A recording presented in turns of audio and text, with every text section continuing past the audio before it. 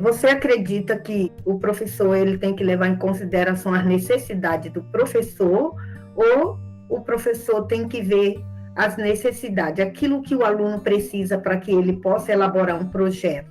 Olha, eu acredito que os dois. Eu acho que um depende do outro. Porque eu não posso, por exemplo, fazer um projeto levando para uma sala de aula pensando nas minhas necessidades. Porque por mais que o projeto seja meu, a necessidade seja minha, eu estou trabalhando com os alunos. E aí eu tenho que pensar qual é a necessidade do meu aluno. Em que esse meu projeto vai servir para ele.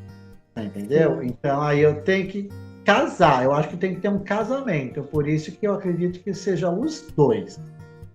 Eu levar o meu projeto para dentro de uma sala de aula, de maneira que esse projeto tenha um mesmo interesse e uma mesma necessidade do aluno. Porque o projeto é meu, a ideia foi minha, mas quem vai aparecer é o aluno, não sou eu. Existe um passo a passo para se criar um projeto? Ah, existe. O primeiro passo, eu acho que você tem que ser assim, criativo. E aí você tem aqueles insights. Nossa, pensei, por que não fazer isso? Mas daí o porquê não fazer isso, aí você tem que pensar. Você teve a ideia. Tá, põe a ideia no papel. O que você quer atingir com aquela ideia? Então, o primeiro passo é a ideia, você ter uma ideia. Segundo passo é o que você quer atingir.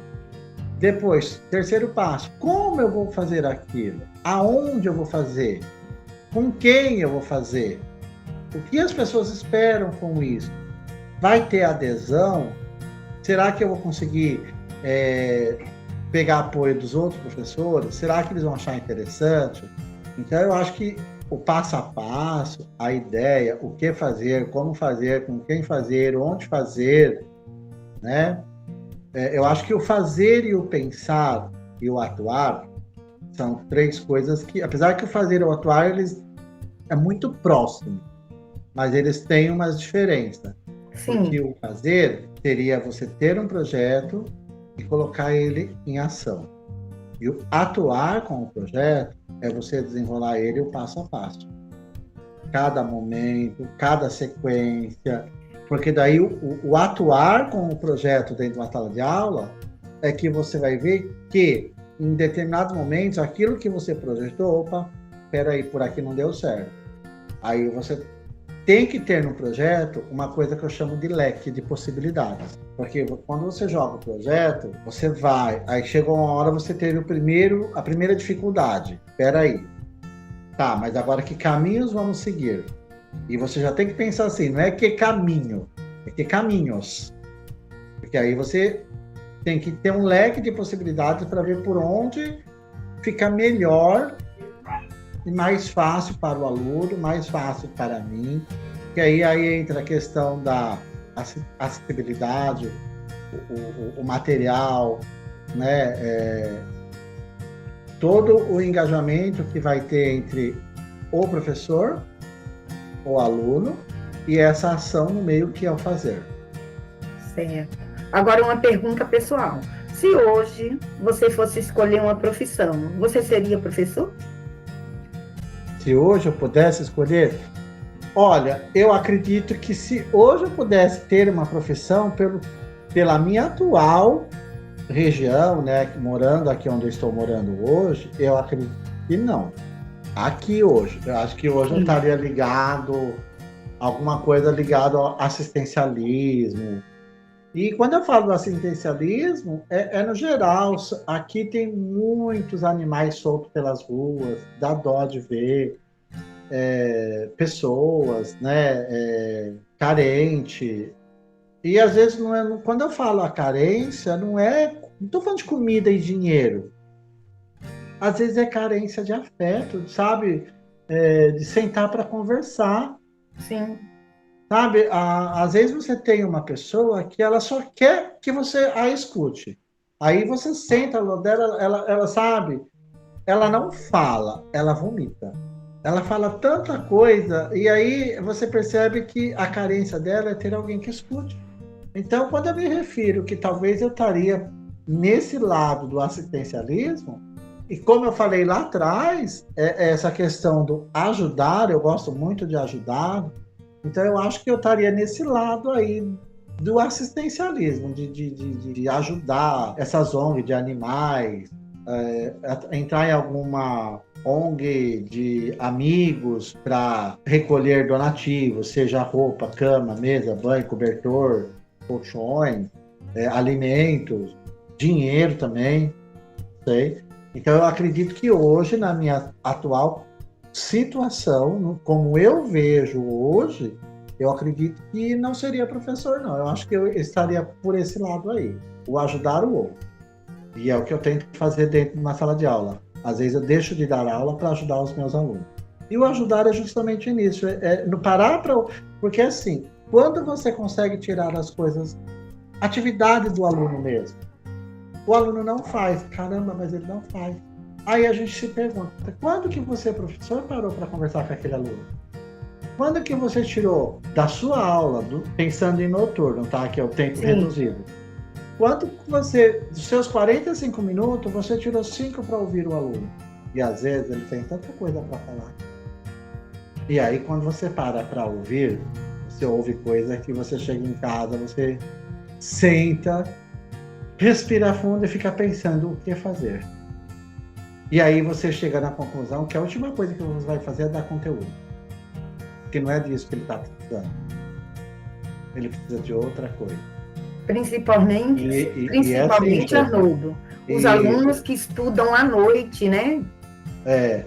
E eu vou falar uma coisa para você. Eu comecei a ter esse pensamento recentemente, viu? Nesses meus 20 e poucos anos aí, faltando 2 anos para aposentar, foi daquele Teatro das Sombras, quando eu fui ler, para fazer o teatro, eu fui entender o que era aquilo, né? Da questão do suicídio, né? A gente estuda tanto, a gente lê tanto, me fugiu o nome agora, que o nome que deu na época para esse acontecimento, pela questão dos jovens, adolescentes que estavam se matando, né? Tinha um nome para a época, mas me fugiu o nome agora. Mas vamos chamar isso de suicídio, né? Uhum. E por que esses jovens estavam assim? E aí foi aonde eu comecei eu já ouvia os meus alunos, mas foi aonde eu passei a ouvir mais. E eu acredito que é isso. Eu acredito que quando o professor parar para ouvir o aluno, ele consegue tirar muito mais. É verdade. Agora, qual a mensagem de incentivo que você poderia estar deixando para os professores? Para os professores? Sim. Bom, eu diria que, pensando em pandemia, não tem como não pensar em projeto. E o que é esse projeto? É você em casa, seja no remoto ou seja no presencial, que agora é o híbrido, né? Você tem 2 meses para trabalhar. E aí, quando você para pensar o que eu vou fazer, como que eu vou trabalhar, você já está pensando no projeto. E essa palavra projeto, ela assusta muito os alunos. Aliás, perdão, ela assusta muito os professores. Né? Infelizmente assusta. Mas existem hoje uma coisinha que os professores pararam ainda para perceber, que é eletiva, projeto de vida e tecnologia. Essas já são aulas com projeto. E agora, com a reforma do ensino médio, não tem como você fugir. A reforma do ensino médio agora, ela vem baseada em projetos, não tem como a gente fugir disso. Uhum. Se eu estiver aqui falando alguma besteira, alguém pode me corrigir.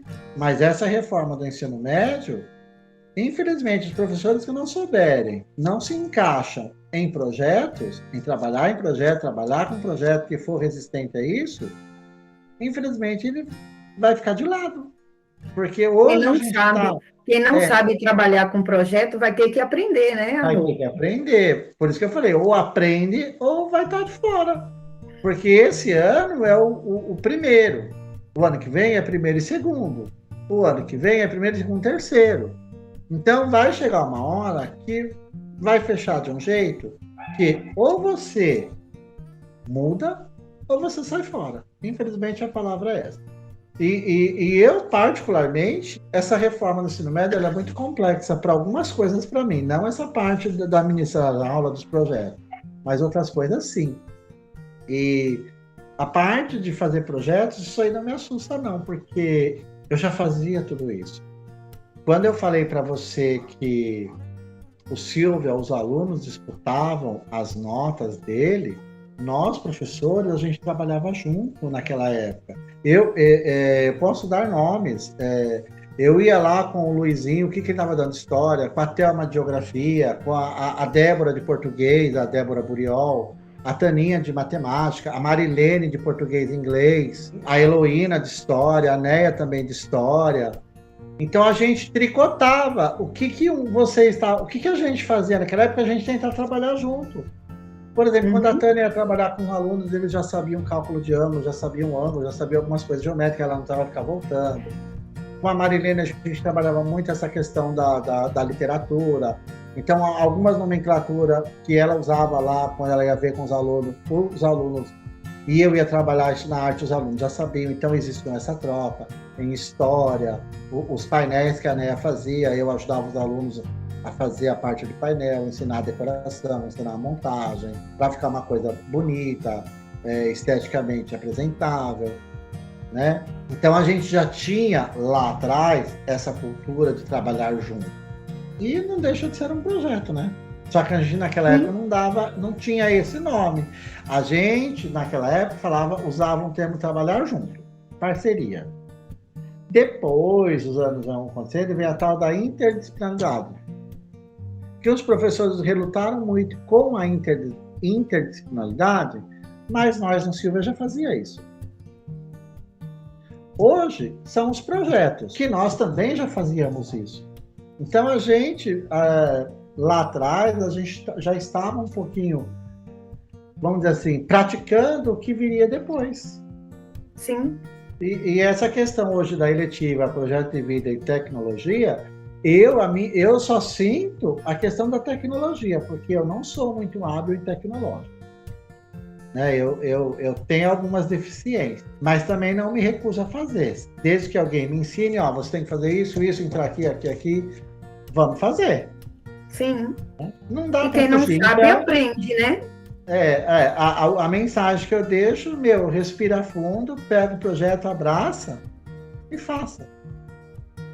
E deixa o aluno perceber que você está fazendo, porque se o aluno perceber que você, professor, não faz, ele perceber que você mesmo ali, é um projeto da escola, é um projeto de tal matéria, e ele perceber que o professor não está envolvido, esquece, o aluno não vai se envolver, não.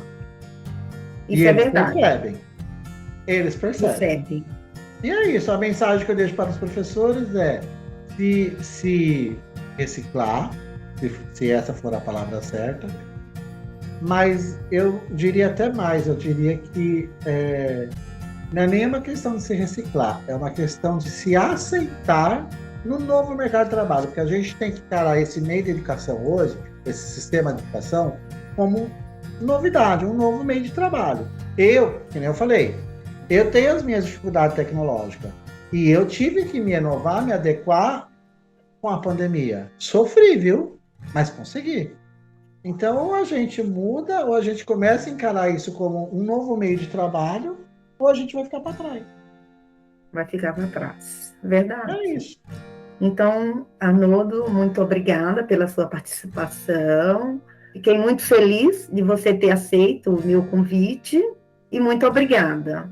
Eu só esqueci de falar uma coisinha para encerrar. Pode falar. O Arnoldo, né? Lá no começo que eu tinha falado de quem é o Arnoldo. Hoje, quando eu entrei no Silvia 2 em 2000, quando o Silvia 2 inaugurou em 2000, foi o mesmo ano que eu casei. Então, eu casei com a escola do Silvia 2 e casei com a minha esposa. Então, nesses 20 anos de Silvia 2 aí, tinha o Arnoldo professor e teve o Arnoldo marido e hoje o Arnoldo pai, né? Então, eu sou casado, tenho a minha família, minha esposa, meu filho, né? Você então, só tem um, né? Um é dois. Só um. Tá com 17 anos, né? Então, eu só esqueci de falar isso, né? Ia esquecendo, né? Mas eu lembrei de falar da parte do Arnoldo família, o Arnoldo pai, o Arnoldo marido. Muito obrigada. Eu agradeço a todos que assistiram.